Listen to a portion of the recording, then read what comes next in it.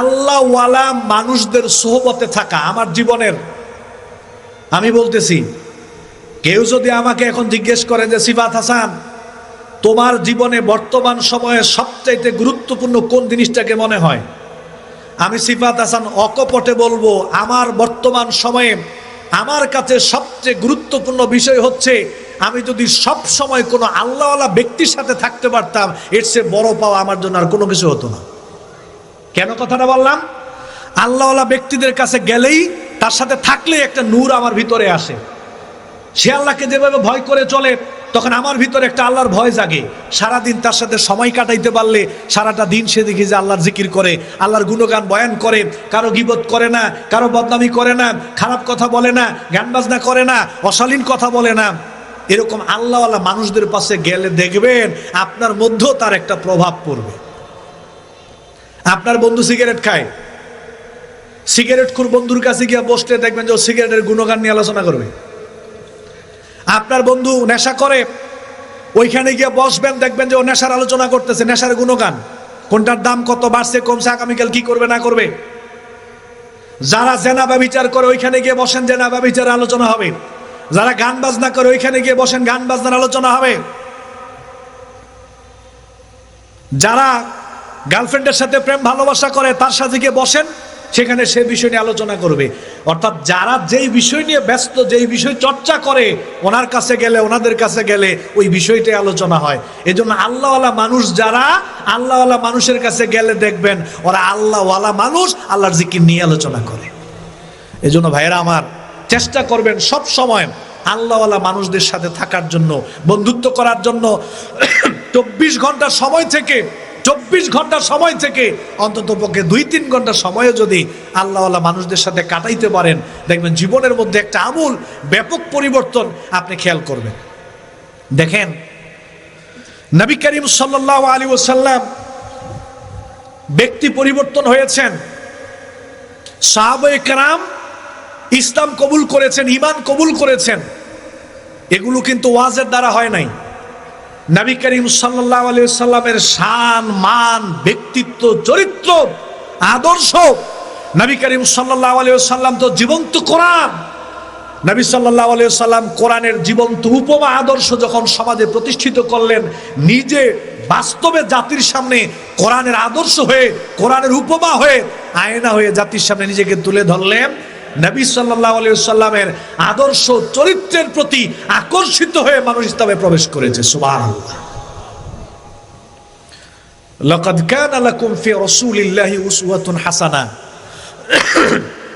আয়েশা রাদিয়াল্লাহু তাআলা আনহাকে জিজ্ঞেস করা হলো যে আপনি তো নবী সাল্লাল্লাহু আলাইহি ওয়াসাল্লামের সার্বক্ষণিক সঙ্গী, সহধর্মিণী, আপনি তো সবকিছু জানেন।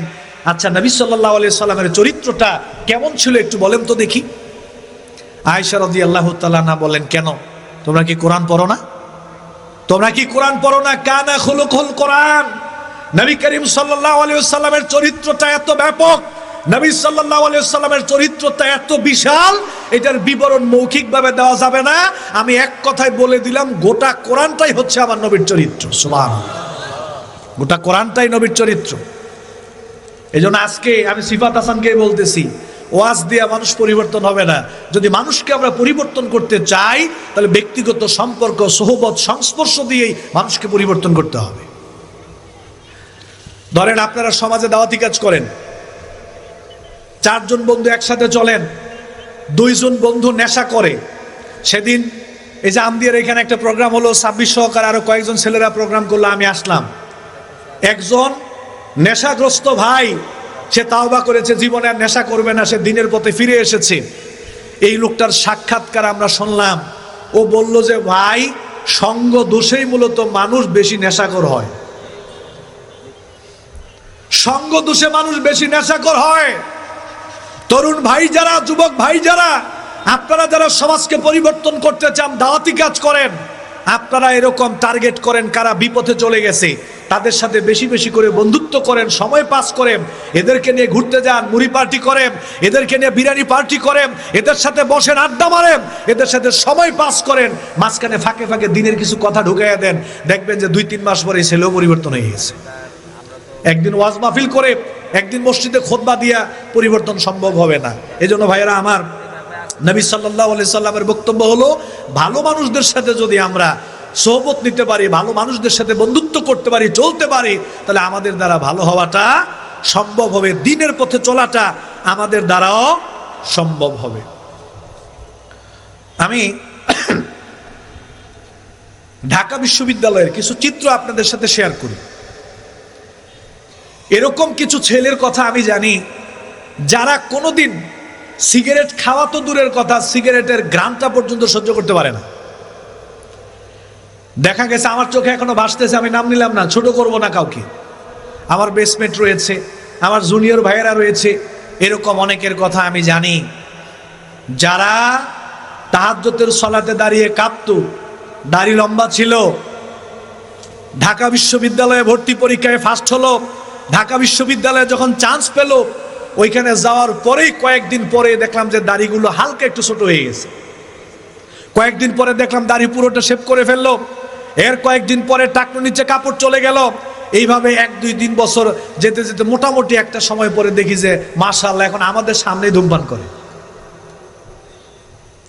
অথচ তাহাজ্জুদে দাঁড়িয়ে চোখের পানি ফেলে কাঁপতো, কিন্তু বিশ্ববিদ্যালয়ে গেল, সঙ্গ দোষে, পরিবেশ পরিস্থিতির কারণে সিগারেট থেকে শুরু করে এমনও ব্যক্তি আছে যারা এখন নেশায় জড়ায় গেছে। গতকালকে দেখলাম যে অনেকে আন্দোলন করতেছে বিশ্ববিদ্যালয়ের ক্যাম্পাসের ভিতরে নেশা চলবে না।